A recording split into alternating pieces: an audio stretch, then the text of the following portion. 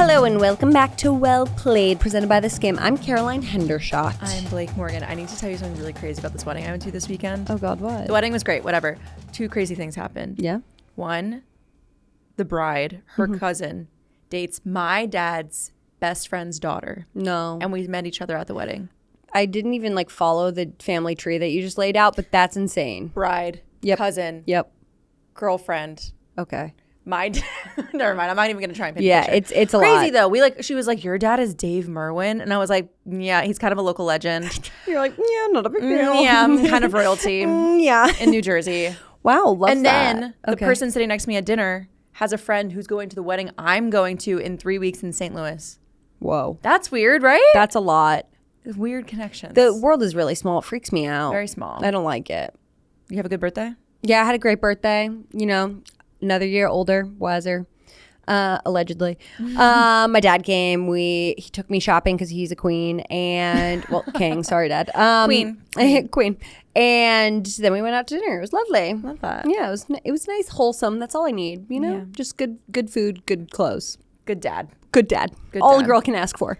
Okay, we have to make sure you guys are sticking around later because we have to let you know we've got kind of a big deal coming on later. NWSL legend Ali Krieger joins us on the show later. So make sure you stick around for that interview. It was awesome. And then also make sure you're checking out our full-length video of this and every YouTube episode on YouTube. I just said YouTube. Or just search for Well Played by The Skim on Apple Podcasts or Spotify if you are an audio listener. Voila. Done. Pretty Boom. boys? Mic drop. What? Talk about those pretty boys. I think we got to talk about the pretty boys. We're talking about those pretty boys in you the know, NFL. of the NFL. So we begin Pretty Boys of the NFL with some sad news about the most beloved QB in r/wives of NFL. That's the subreddit for the Wags, Joe Burrow. Wah, wah. Joe Burrow has turf toe. Yeah, he do. Try saying that 5 times fast. Turf toe, turf toe, turf toe, turf toe. No, the whole turf thing. toe. Joe Burrow has turf toe. Oh. No, I'm not going to do that. Try it at home. So the Bengals played the Jaguars during the first half of the game. Joey B had to be helped into the locker room after his big toe did suffer that turf toe. So yes, I did hear that in the streets we call it turf toe, which is why I've been calling it that. But what actually is it? Do you know? Yeah. So turf toe is essentially you hyperextend your big toe. And it doesn't sound like it's really that big of a deal. Honestly, I think they need to name change it because turf toe doesn't sound like a bad injury. No, it sounds like a gross, something but you it's pick up. actually you know what I mean? excruciating. Like players say that it is kind of similar to like a toothache where it's like if you have you need a root canal or something and your tooth is really sensitive and you have a drink of cold water and you know how it hurts you to your core. That's that with your turf toe. I just got the chills. I know, uncomfortable even thinking about the toothache. So that's what it is essentially in your toe because it's like a constant nagging pain on the ball of your foot. And as a football player, the way that you cut or move on the field is all with the ball of your foot. So essentially you can't do shit. Okay. And because it's the spraining or sometimes even tearing of a ligament or a tendon, you can have different grades of that. So if you do it to your shoulder, you could have a grade 1 shoulder separation, or a grade 3. So grade 1 is essentially you can get back on the field in 3 to 4 weeks with resting, rehab, ice, Grade 3, it's you need surgery. Joe Burrow's a grade 3. Oh no. Yeah. Grade 3 turf toe. But he needs surgery. Mm-hmm. That's really unfortunate. Yeah. So I think we should brainstorm some new names for turf toe to make it sound a little bit more menacing. Well, I was also just thinking that turf toe, I'm sad that he didn't go down with a sexier injury. No, but that's what I'm saying is this is not, it's an underrated injury because of the name. It's unassuming. Yeah, that's a good one. There you go. I'm not really worried about him though because I feel like he has a lot of hobbies. So kids are resilient. He'll be maybe not walking, but he'll be learning about dinosaurs. I hope so. But piano. He's resilient, but this is his 5th injury in 6 seasons. He's not that old. No. He's I guess my age. I don't know your age. It's really sad to see. I don't like it. Poor kid. I know. Okay. Next up, we've got the Eagles-Chiefs game. This was a little repeat Super Bowl 2.0. Was not pretty for the Chiefs. This is the one that I watched myself at my home on Sunday. Oh, proud of you. The Chiefs are 0-2 for the first time in Patrick Mahomes' era. Yeah, people are freaking out about this one. Yeah, I think they rightfully so. Why? They don't look good. The Chiefs. I don't think that they look terrible, but I don't think that they look like themselves. Well, I remember last year they just kept winning and winning and winning and winning. Like they were unstoppable. Yeah. They're quite stoppable now. They have been stopped. I just think that a lot of, I wouldn't like sound the full alarm yet, but I would say like, I don't think it's going to be like years past where you're just walking into the Super Bowl, you know? Like I think it's going to be scrappy for them to get into the playoffs and finally. And beyond. So we'll see. More importantly, though, Travis Kelce gave us some insight to his proposal because he sat down with Erin Andrews for a pregame interview on Fox. And they infamously went on an off-season little rendezvous trip with their significant others. Erin Andrews, her husband, Taylor and Travis, and then Carissa Thompson and her boyfriend. So they're familiar. They're friends. Right. Erin in the interview was like, I haven't even asked you this, but like, how rattled were you when you proposed? And Travis was saying, you know, I'm going to let Taylor tell that story, but I will say I'm an emotional guy. So there were some tears shed, but it was just really sweet that he was, I don't know, you could tell he was just so genuine and like. Yeah, he was a little shy about it. Yeah, it was sweet. He was like a little pink. coy. Yeah, I liked I mean, he it. says that Taylor's going to tell a story. I wonder if this means like, are we going to get another podcast or something? I mean, like beggars can't be choosers, but please. Yeah. I also heard that she was at the stadium. She was at the game. Yes. But then they wheeled this like wall. Mm-hmm. Imagine a wall on wheels. That's what they wheeled in front of her as she entered. Yeah. And why do we what are the Swifties saying? I think, a lot of the Twitter sphere is saying just like extra security precautionary measures because of just like all of the crazy things that have been happening in the world as of late. So I think she was just taking extra precautions. Some people were saying, oh, she's entering in a different entrance this year because of like the suite location. So maybe like she isn't as familiar with it. It's more public than the other one. So there's a lot of different reasons, but I think overall just security. Could she be hiding something? No, stupid people were like, she's pregnant. I was like, be fucking for real. Like, relax. And if she is, good for her. Yeah, she can we'll do no welcome wrong. that baby with open arms. Yeah, Auntie Coco, come here. Come to Auntie Coco. I will say, the one thing you pointed out, Travis's fit, his pregame fit. Oh my God. It was like the shorts. He had a suit on, but it was like a shorts. He was wearing like Bermuda shorts essentially that were like suit material. And then he was wearing like suit shoes. No socks. No socks. However, post game, there was a picture of him in said outfit. Socks were on. Who brought him the socks? Did Taylor bring him the socks, or did Travis pack the socks for Travis, but just didn't wear them? I think Taylor pregame? brought the socks because she was like, "You look fucking ridiculous." Okay, Put the socks on. Here's my thing. I actually am like all here for fashion risks. I'm like, you know what? You do it. You own it. Love it. The one question I have, which I have never asked any of the boys in the Jets locker room, which maybe I will one day, but don't you feel a little bit silly when you lose and you have to get back in that outfit? Like, you ever think about that? Let me just put on my suit shorts. I'm packing another outfit. I know, I'm packing right? another outfit. But then, like, they also like don't really bring bags because they have all their stuff packed for them like days in advance. So I'm just like, you really have to think this shit through. But then, of course, you're not going to go in. You're not going to go into a game being like, oh, if I lose, I don't want to look dumb, because then you're already losing. You're manifesting that. You're already losing. So I don't know. I just feel like there's got to be a moment in every man's head when he's putting that outfit back on, being like, "Fuck my life, I have to wear this." It's so embarrassing. Well, wait, okay, wasn't he also pictured with Taylor after what was the? I think it was Kane Brown's birthday. Oh, who's Kane Brown? He's a country singer. Heard. And his wife, and then Pat and Brittany Mahomes, and then Taylor and Travis. Also, Taylor's outfit was beautiful. She was looking cute. Yeah, of course, always. I wouldn't say always. Face card never declines. Shut up. And so they were like out to dinner, I think, celebrating Kane Brown's birthday. I don't know, someone's birthday. But yeah, he was in that pic in his suit shorts. In his suit shorts. Also, jacket off made it look worse. Gotta be honest. So I don't know. We have some. I need to talk to your stylist, Mr. Kelce. I like the fashion risks. I just think that maybe we pack an outfit for after. Okay. That's okay. all. And I need to talk about the Eagles' most devoted fan, it seems like. Oh, facts, though. Factual. Facts. Like, actual factual statement. The most devoted Eagles fan? Bradley Cooper. And you want to know why? Because he and Gigi Hadid were walking into an event. I honestly couldn't even tell you the event. It was the October issue of Vogue magazine release. Thank you, Blake. Love that.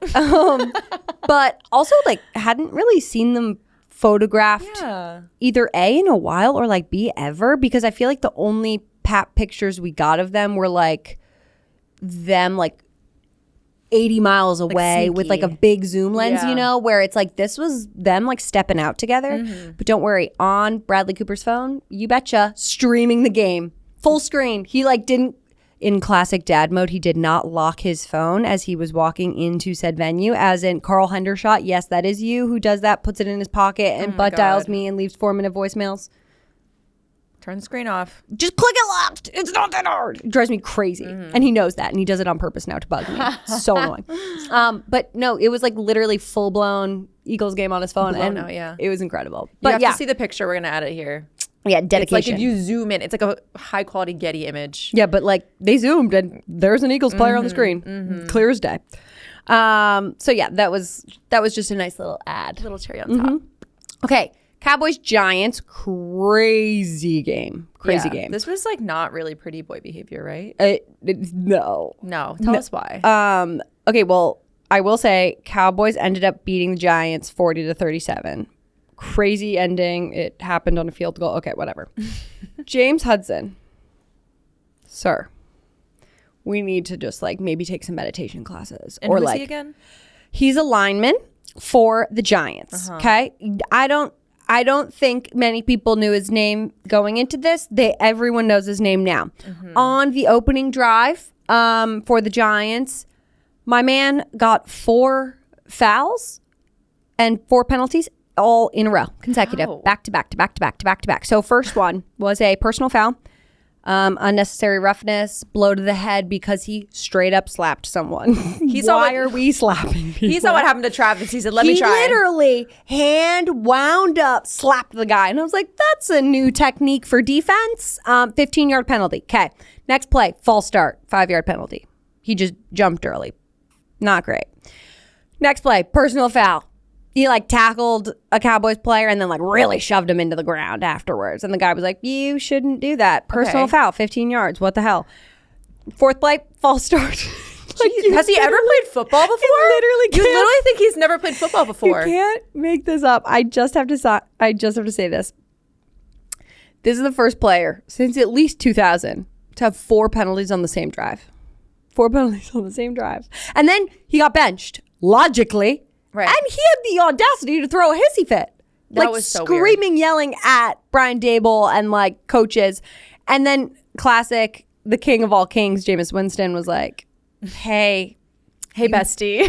You know you fucked up, right? Like you can't do that. The broadcast showed them and like Jameis is like giving him a talk. And it's just like, yeah, buddy. He just needs like a timeout or something? I don't get it. I don't know, but it's just like, what the hell were you doing? I was trying to make a name for himself. Yeah, it was something all right. I'll give him that.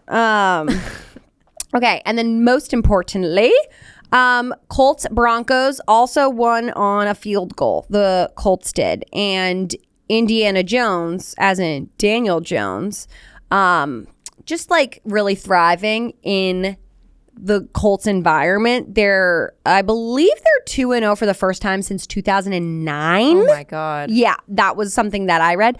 But I feel like the real story that is coming out of Indianapolis is the Colts ownership. So if you don't remember, Jim Irsay, the owner of the Colts, passed away this summer. But for the past decade or so, he has been prepping his 3 daughters to like take over the team. And this one daughter, Carlie, has been going viral this week. I know. I've even been seeing her on my feed. It's like really crazy. So Carlie Irsay-Gordon has been a fixture of the Colts sidelines for a while now, actually. Like she's been wearing this headset. She has been. But for some reason this week, people really saw her. Like, or she's been so visible. I think the broadcast also has been like showing her more. Yes, they should. Yeah. She's got a mean mug too. Not like she's just like knows what's going on. Yeah. She's not to be fucked with. Well, she literally was quoted in an article from the summer saying, I need to have the headset on because I need to make sure everyone knows what they're doing. Yeah. She was just like, these would be expensive mistakes, so I need to know who's responsible. Sometimes she was like, sometimes it's not the players, sometimes it's the play callers. Yeah. And they need to know, I need to know. And it's so interesting. I don't know. I feel like a lot of people have received her really nicely and are just like, I'm so glad to see ownership so involved. And then other people are mad that she is getting involved, claiming that she's micromanaging, which she's not. She's not like yelling at people on the headset. No. But even so, it's like, don't you want an involved owner? Like, I'm so confused. Yeah. Also, and if it's like a crusty white dude, nobody cares. Yeah. You know what I mean? I mean, like, we're going to give Jerry Jones the shit of all shit because he's an owner and makes the craziest motherfucking decisions on the planet. But, like, she, I think, just wants to, like, actually know what's happening. If you're paying people millions of dollars, I, too, would want to know what's happening. Like, I don't know. Call me freaking crazy. So, I don't know. I think it's good. It's not like she's micromanaging, but I do feel like the Colts fan base is like pro her right now because I mean, this is her first season, right? Where she's like actually and I feel like they've accepted it and embraced it with like open arms. So, and I mean, hello, you're 2-0 for the first time since 2009. You should be. It's refreshing to see a fandom not just like bash her because she's a woman, but actually embrace her. Yes. You know? Yeah. And I think people had a lot of respect for Jim Irsay. So I think that kind of goes hand in hand is like with their culture. They knew he was prepping his daughter. So like kind of that respect.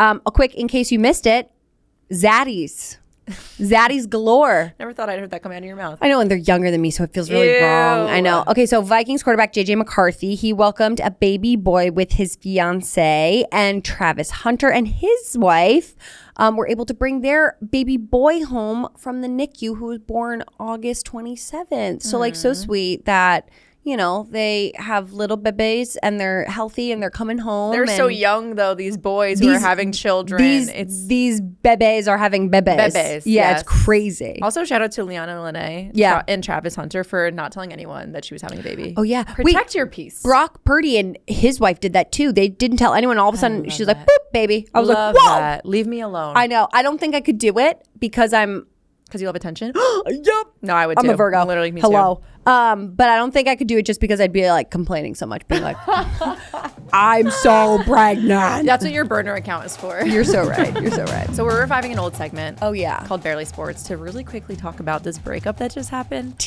In the sports-ish world. So Nina Dobrev, not an athlete, an actress actually, famous for Vampire Diaries, Degrassi, which I should not have been watching as like an 8-year-old, but I had access to it anyway. Me too. I've been told I look like her. You kind of do look like her. It's like the highest of compliments. She's so cute. She's so cute. Well, she just broke it off with Shaun White, who is the athlete. He's like a, let's see, he's like an Olympian or something. 3-time Olympic snowboarder. Yeah. And it was, I don't know, like I didn't even know they were together. Very but cryptic. Then, I did. Really? But maybe I'm like just like too locked in because I follow her on Instagram. But I have been very locked in. And so a little background. They got together around COVID times, proposed to her in 2024. She had photo dumps of him on her IG recently, and now he's basically wiped off the planet.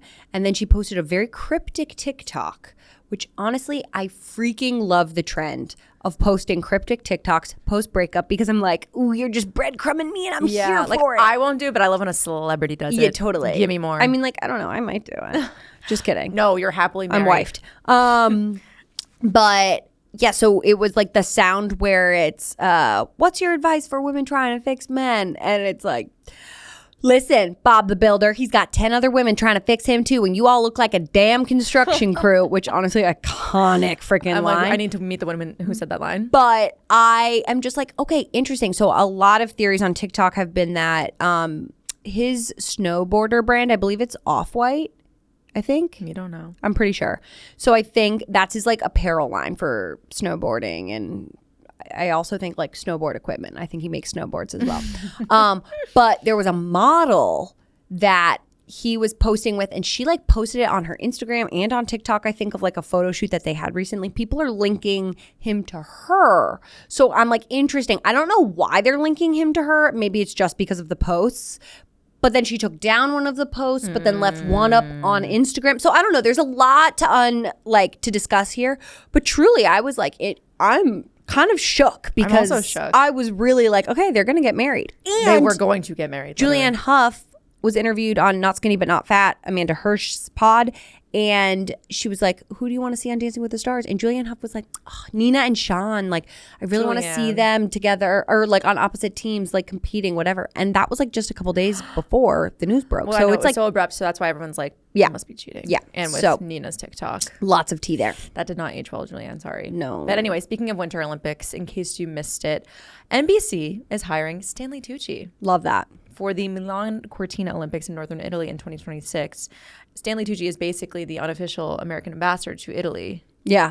So who better? No, like actually the smartest thing they could have done. Yeah, it's like the Snoop Dogg move, except. But like better. Yeah. Because it's Stanley Tucci. Yeah. I hope his fits are like unreal. The fits are going to be unreal. He's going to like eat stuff on camera, I bet. I hope. Do a cooking class. I'll be locked in. Next please. to the slopes. Literally anything. This is a mini segment we're calling Money Moves, where we'll talk about sort of like the business side of sports.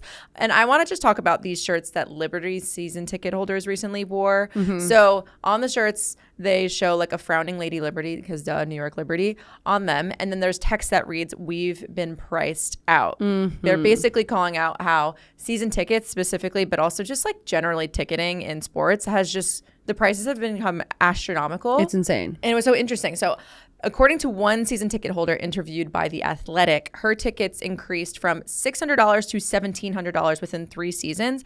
That is an increase. I went on percentincreasecalculator.com. That is an increase of 183%. I was going to say, you did that math. That was so No, impressive. I think it would take me like hours to figure that out by myself. I don't know how to do that. And then another fan of the Chicago Sky's courtside seats went from $9,000 in 2024 to just over $22,000 this season. That is insane. That's like, I mean, like a community college tuition. You know what I mean? Get your bag, WNBA, but what? No, that's ridiculous. That's crazy. I know, and people are just freaking out, obviously, because it's like, okay, these people were bought in, or many of these people were bought in early, right? Before and like, the big boom happened. And so they basically built the culture of the WNBA, going to the games early on, really supporting, being there for the game and the athletes and all that. And now it's like, okay, well, what are we supposed to do? Because the league is expanding and it's growing, and like we want to capitalize, obviously, on the demand. But how do you maintain your fan base? Exactly. Like that. I'm not Darling, that's the question. Well, also, I'm not going to pay $9,000 for a seat either. But I mean, to each their own. Right. But let alone 22. I know. Hello? Like I said, community college tuition. Yeah. Oh my God. I know. Yes. So it's going to be interesting to see how the fan culture changes as the access changes. I don't know. I think like what's interesting is that the WNBA is kind of in a position to make right. Mm-hmm. You know, I don't know what the answer is. I need someone who's smarter than me to like say what that could look like. But I mean, with the NBA, NFL, even, oh my God, I was looking up tickets. I wanted to go to like an Eagles-Lions game. Even the nosebleeds were like $400. I'm like, how do people afford this? Yeah. It's like not sports, or it's sad, you know? And it's not something like I would want to bring a kid to, which is even more sad, because it's like, as much as they would love this experience, it's like $400 for something you might not even remember. And I'm sorry, like I don't even want to pay that much for myself, let alone like a young kid who like might not remember it. So it's like, that's freaking sad, because some of my best memories growing up are like at sporting events. Yeah, I don't know what to do. We need someone smarter. I know. Please. So put a pin in this story, because I am very curious to see how this continues. Yeah.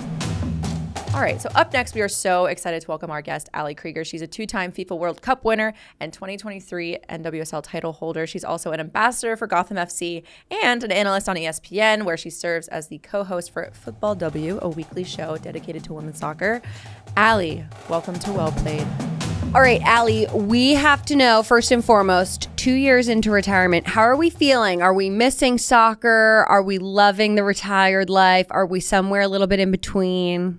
Yeah, I think we're in between. I love it. I'm having a great time. I'm doing all the things that I wanted to do over the years that I wasn't able to do because of a game or training. But also, I'm even more busy. If that even makes sense. I think I could make an excuse every day, 5 hours a day. I'm here training, so I can't do anything else other than focus on that. And I would have to leave it till the afternoon or another day.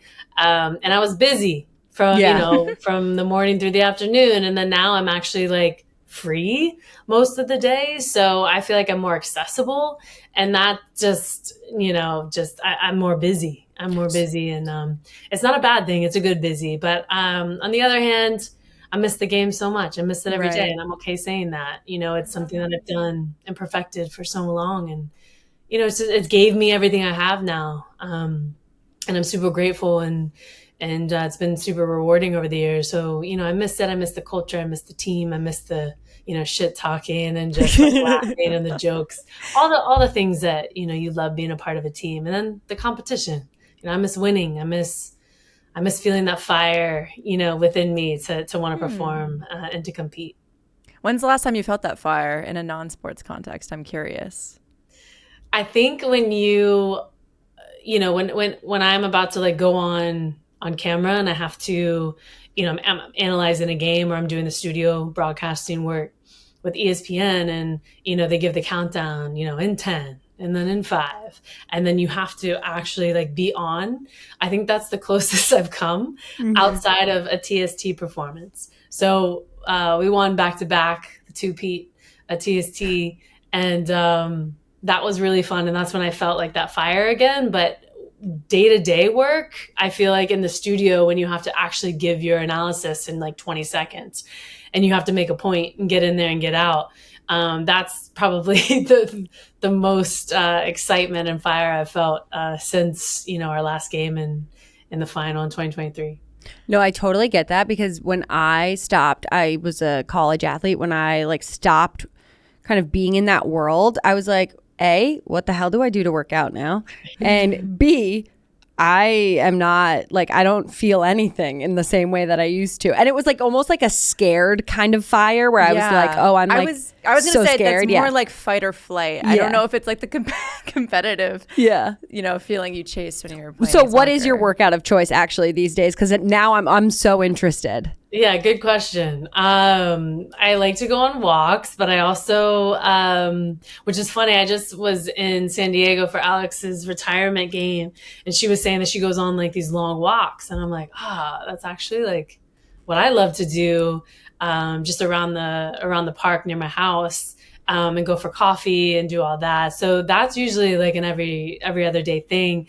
But I got into Pilates and yoga recently, which has been filling my cup, because I should have started Pilates when I was like 23, because that, my lower back has been just a problem for many years, ever since college soccer. And I wish I would have done it a lot sooner. And it's not just the, reformer and that type of stretching Pilates that I do. I actually love the sculpt a lot. And I think that's probably the maximum, I guess, training that I do these days, because I think my body just has been, like you said, fight or flight mode and survival mode for so long that it deserves a rest. And that's just a year. I think I need a little bit longer than that. So I'm just starting to get back into more of an intense training in the gym. But, here in the next, I don't know, hopefully this year, but Pilates and yoga has been my go-to. And I think I feel really, really good after those classes and those courses. I think we're separated at birth, because I legitimately had back injuries all in college, and I freaking love Pilates now. And I'm so mad I didn't start sooner. Because I feel like I would have played like 5 more years. Not that I wanted to. Yes. Like, I could have played so much longer. Like, I don't know. I probably would have felt 10 times better. I mean, totally. I think like bent over, just like miserable. Why am I chasing these 20-year-olds around? But the other half, I'm like, whatever. I got to suck it up. That's so fun. I think I'm going to start my journey and become a Pilates princess like you two, because my lower back has been woofing. Join the club, girl. Not from athletics, so just from sitting at my desk all day. I feel like the WNBA and the NWSL are all like really hitting just this like upwards growth momentum at the same time. And this past weekend, we actually saw some NWSL Players Association players wearing T-shirts that said like, pay us what you owe us, in support of the WNBA's Player Association. So thinking about your equal pay fight and how much you had to fight for that, how much does that support from like another league kind of help not only just the actual cause you're fighting for, but also just like mentality wise and just kind of uplifting each other and really supporting feedback loop women's almost, sports. I feel like it's just, it just kind of stokes the fire that is women's sports. Well, it just proves that it's not an individual mentality. This is a team mentality. This is a women's mentality. This is an all industry mentality that we have. We're not fighting for what we deserve just because it's for us as individuals, but it's one as a team, and then extends to an organization, then extends to women across all industries. And that's what our mentality was from the U.S. Women's National Team. It wasn't just about us. It wasn't a selfish decision. This was a decision that we made that could change the landscape for everyone in the workplace, and for females and women who are fighting for what they deserve. So I think it helps to have support in numbers, and helps to have teammates across other sports as well, and to join hands, and also to communicate with each other, to be like, hey, what does your CBA look like? What are you guys fighting for? What could we fight for? How could we make this better? What can we help you with? And so that you can continue this fight together, and hold hands, and make sure that the communication is still happening between the sports, because you want everyone to succeed. Just because you're playing in your individual sport doesn't mean you can't cross over and help each other succeed in what you want to achieve ultimately, which is just respect, and to get what you deserve. And so I think that it's really phenomenal that you have that partnership, so to speak, between sports. And just so happened that CBA negotiations are happening at a similar time, and we're able to lean on each other no matter what sport we play, and to be able to ask the right questions, to be able to get the right answers, just so that we can fight for more. And I think it's, we tend to forget that on top of fighting for equal pay, we're all trying to win championships, which, fortunately we were successful at in those 9 years, of fighting for more. We had to win a World Cup, we had to win the Olympics, and we had to win multiple tournaments in order for our employer to listen. So on top of the WNBA players, wearing shirts and speaking up on their individual platforms and team platforms as a whole, or their, players association platform, they're also having to perform every day at their best and win so that people will listen. Right. And so that is also really, really difficult to do, and really difficult to accomplish. And they're doing it very well. And we just can't forget that we're also showing up to do our job, and we do it damn good. But also on the other hand, we have communication and fight with each other to be able to get what we deserve ultimately. 100%. Speaking of showing up to your job and doing a damn good job while doing it, you are also a mother of 2 kids, and you became a mom when you were still an athlete. And I'm really curious, as somebody who is not yet a mom, one day hopefully will be, but I'm not a professional athlete. I'm just like, what is it like to become a mom when you're still literally at the peak of your game? What are something that fans don't realize about that experience? I mean, it could just be unique to soccer, or just as an athlete in general. Like, what do you want people to know? I think that no matter what would happen in training or in games, my mindset would shift. And this was automatic because football was no longer the priority. It had to be in certain situations where it's not that I didn't show up and be the best version of myself that I could be. Like, that's not it. I was my best every day, and some. But when you go through, that process of becoming a mom, and I was fortunately chosen as a mom to Ocean Sloan, that you start to think that the little things, or the bigger things aren't necessarily as big as you make it out to be, when you might not have your best day, or that you lost a game, or you didn't perform your best. Maybe you still won, but you're still, I was a perfectionist, or still am, but during my play and in the progression of my game, I wanted to perfect it every day and get better. Just because I was 35 to 39, it didn't mean I knew everything, and it didn't mean I was the best that I could be. So I wanted to continue to develop every day, even though I was so experienced and had, years of playing at the highest level. It didn't matter. I still didn't know everything. I still don't. So I'm continuing to learn. And I think that when you go home and you see your kids' faces, you put things in perspective that, actually it doesn't really matter that I made a mistake today, that we didn't necessarily win, because ultimately you come home to them and you're trying to help them figure out what life is and who they are. And, I just want them to be happy and give them the tools, to be able to succeed in life, and not tell them how to do it or, what to do, but just give them the tools to figure it out for themselves. So you can leave training and you can leave that environment that was always so stressful. No matter if you were winning every game or not, it's still a pressure situation. It's still a stressful situation because you want to be your best and you have to in order to keep your job. So ultimately that leaves the lifestyle and being able to pay for your life and be able to pay for, a roof over your head and for your family. So with all of that, it feels a lot of pressure. So when you come home and you see these two beautiful kids, you're like, oh, I can breathe. Like, this is the reason why I show up every day and I do what I do. And, this is the reason why I, want to continue to do what I love and fight for what's right and fight for all these things outside of football because of them, because it's worth it. And this is rewarding. And I think at the end of the day, I would just come home and I had a different sense of purpose. And that felt really good because at points in your career, things get stagnant at times. Things, change and adjust, and they might not be going, the way that you had envisioned. So you want to switch it up a little bit. You want to, create new dreams and new goals, and like any other human being on the planet, have new passions, all those things.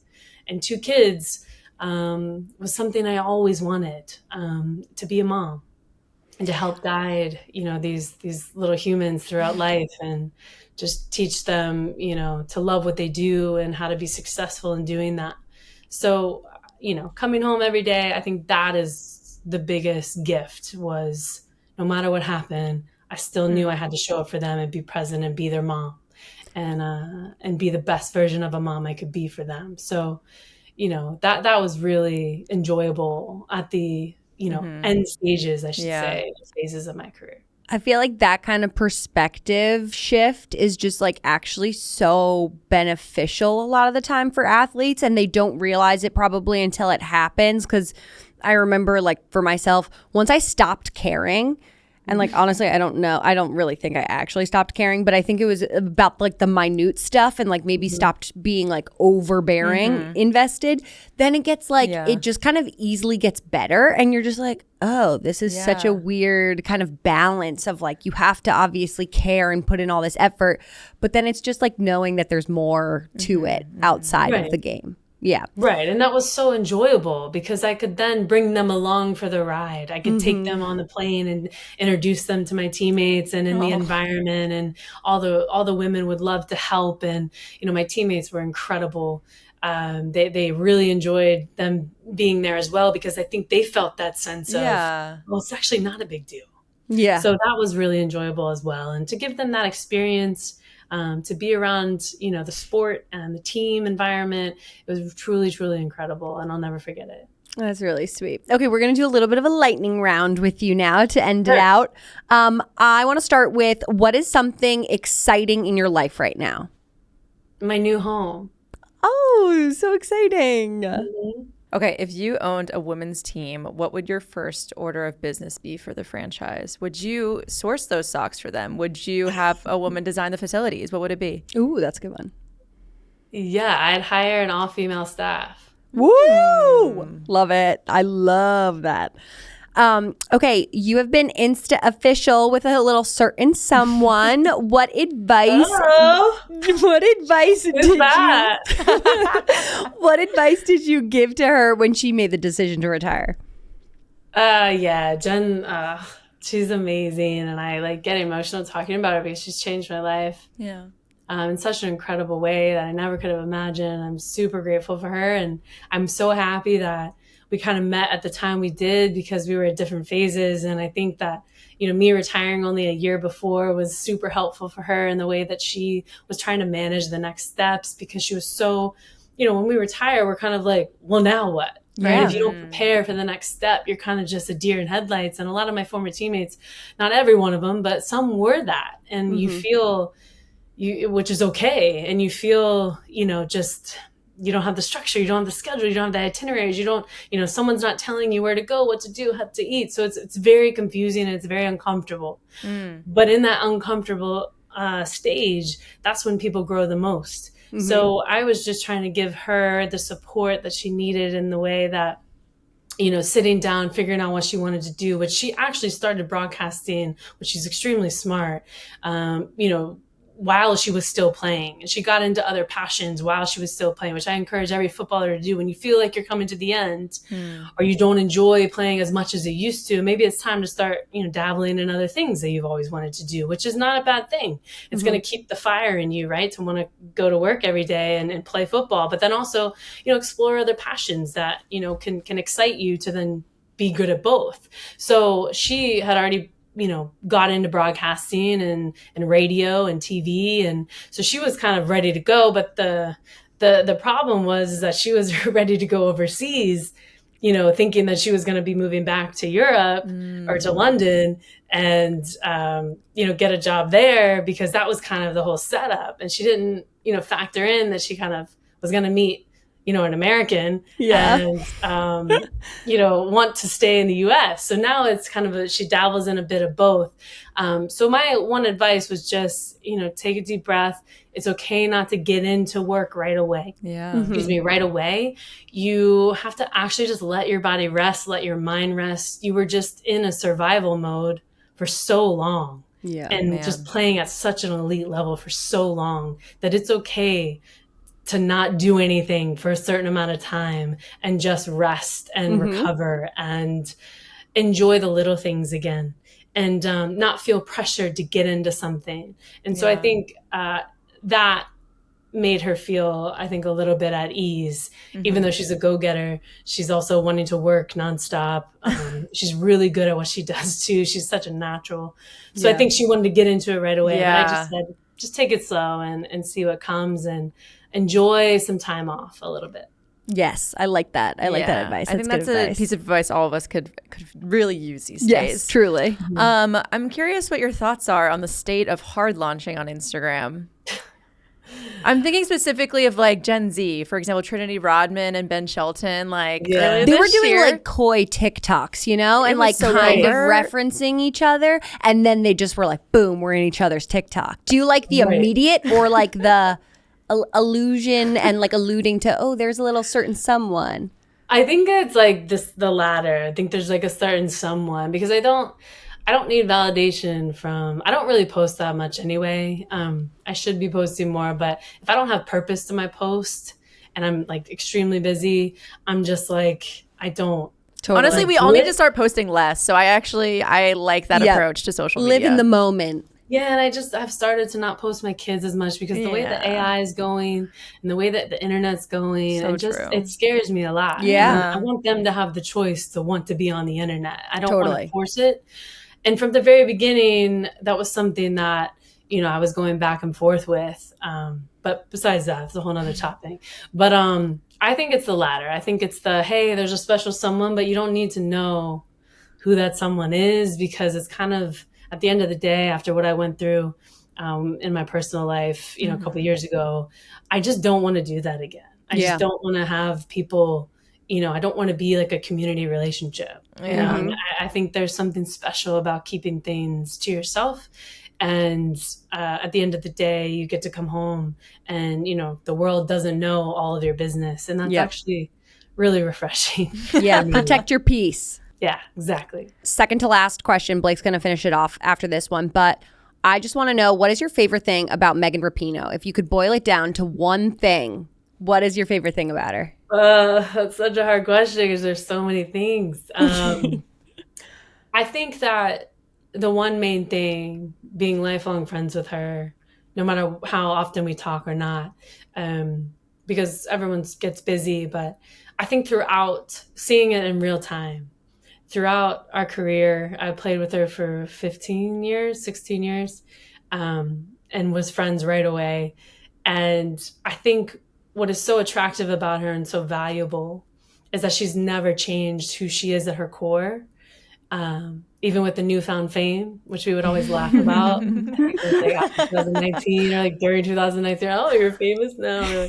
But she was always famous and always a celebrity in my eyes. But like, you know, or to everyone else. But to me, she's just Pinot, and she's silly, and she's funny, and she's caring, and she's kind, and she's supportive, and she's loyal.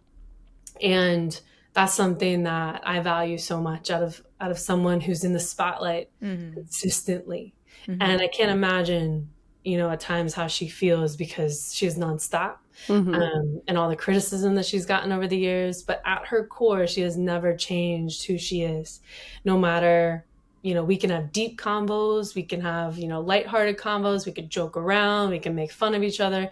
It's always the same, no matter, you know, what type of celebrity you consider her to be and the platform that she has, which is huge. So that is phenomenal, to experience that in real time as her friend, and something that I really cherish about That's her beautiful. as a human being. I love that. I know, me That too. was I forget so that like sweet. we were all just girls once. You know what I mean? And then all truly. of a sudden you get the platform, but that's great. That Well, you don't sign up for all the other course, shit, yeah. right? You Totally. don't sign up for, you know, you sign up to win championships and sign up to play the sport that you absolutely love at the highest level because you just dream of putting on this national team jersey and these club jerseys at the pro level, and you just want to play and have fun and be with friends. And, you know, it's like you don't think that in 2011 when Twitter comes about, you're like, oh, like things are changing now. I got to be somebody. I got to stand for something. I got to do more than just show up and be a defender. I got to be this and that and do this interview and this podcast and this, you know, all the things. It's like, I got to go to this red carpet and that, you know, it's just like, I didn't sign up for all that, but it comes along with it. Next time you come on the show, I want to have an entire episode about that because that is like a side to the athlete life that I don't know much about. But the one thing that I have to ask on behalf of our newsletter team, our writer Mallory was wondering, really serious question. What's the secret to your slick back bun? Like, it looks so slicked back. There's literally not a hair out of place. One today. I know. It's perfect. I've been able to like loosey goosey lately. Ever since I haven't had to play. So I do like, this is how I do it. So I put it up in a ponytail first and then I wrap it. So I use like 3 bands. Okay. Sometimes 2 on a good day, but if the ball hits it, I'm like out to lunch during the game and I hate that. Yeah, that's the So worst. I'll put it up in a ponytail, do 1 band, wrap it, do another band, and then I like spray it. And then, you know, those like hair glue sticks? Yes, I have that. Okay, hairspray and glue. Yeah. Just glue the hair down. Elmer's. No, kidding. Easy. Yeah, if you have a glue stick, like Sloan has a few, you could do that. There you go. Ali, thank you so much for joining us. Where can people keep up with you? And do you have anything exciting going on upcoming? I know there's maybe an October 19th game that you will be attending. Tell us about it. Yes. Are you guys coming or no? We need to. Great. See you there. Perfect. So October 19th, Queen Krieg's night, which is wild. It's so funny. Love it. And I don't know. We're just going to be celebrating. And then, there's a couple of things coming out. I'll make some announcements towards the end of October. Something I've been working on for 2 years. And then, so that'll be exciting. And just, more investing. So that'll come out hopefully by the end of the year. Hell yeah. Amazing. Yeah. We can't wait to see everything that you have been working on and what's in store for you. You're like the best, and we appreciate you taking the time with us. Thank you. Thank you. Follow along at just Ali Krieger. It's on all the sites. Perfect. That's an easy name to remember, you know? Awesome, Ali. Thank you so much. You're the best. Thank you. Y'all are too. Have a great rest of the day. Yes, and I hope to see you in person soon.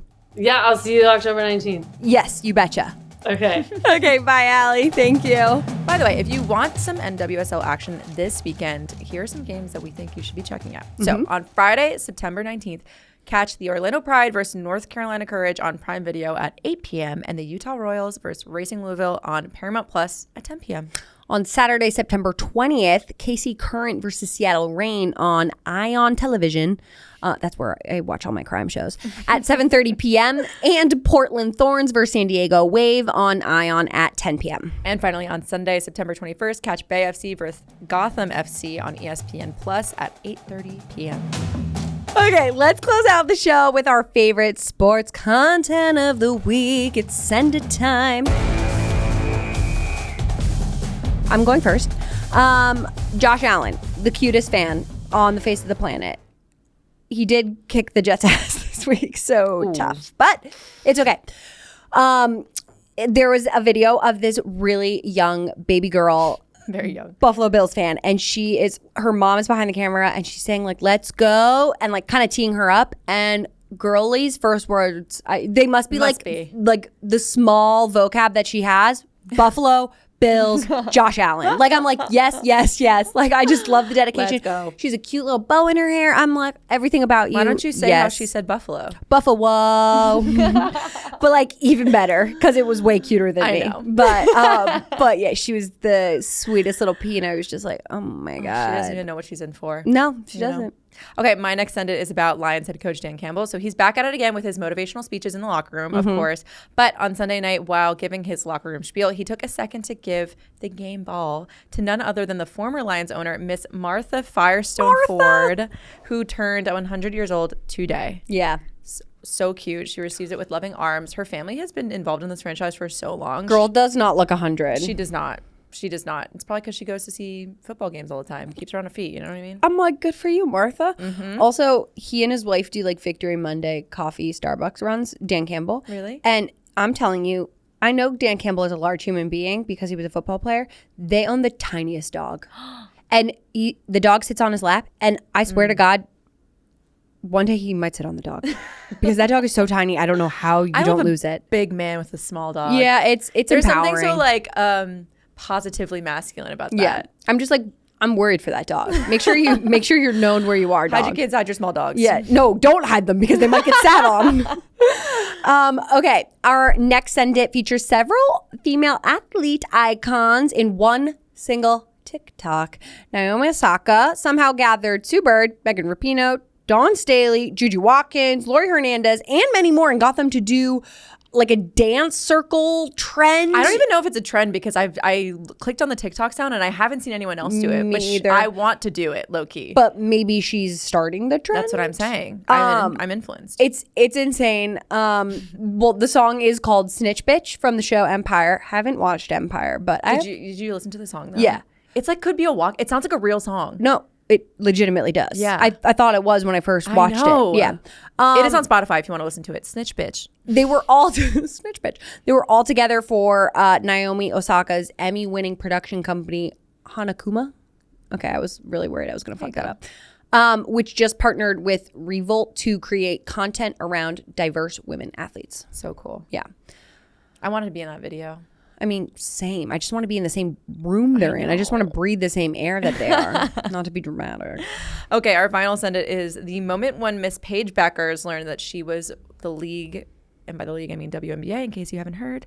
She was the league rookie of the year, but it wasn't like your classic, I loved it.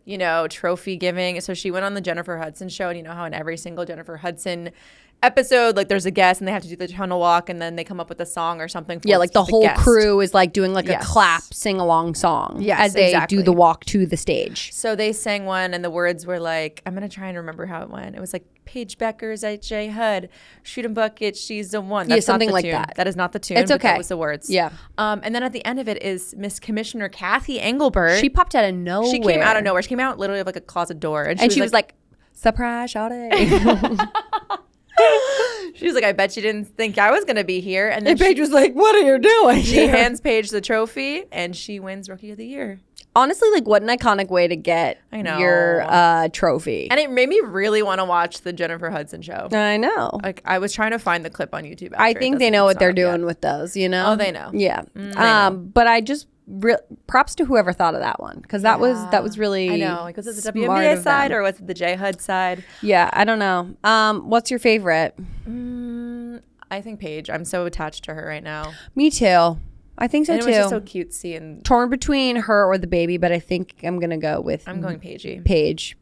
Just happy for her, our sweet little rookie girl. I got to meet her during her rookie year. Yeah, you did. Yeah, you interviewed her. I did. You can say you knew her when. All right, that's it for this episode of Well Played. Thanks so much for listening to us yap a lot. We'll be back in studio next Tuesday with another ep. And until next time, thanks for listening to Well Played. Only a podcast in a league of its own.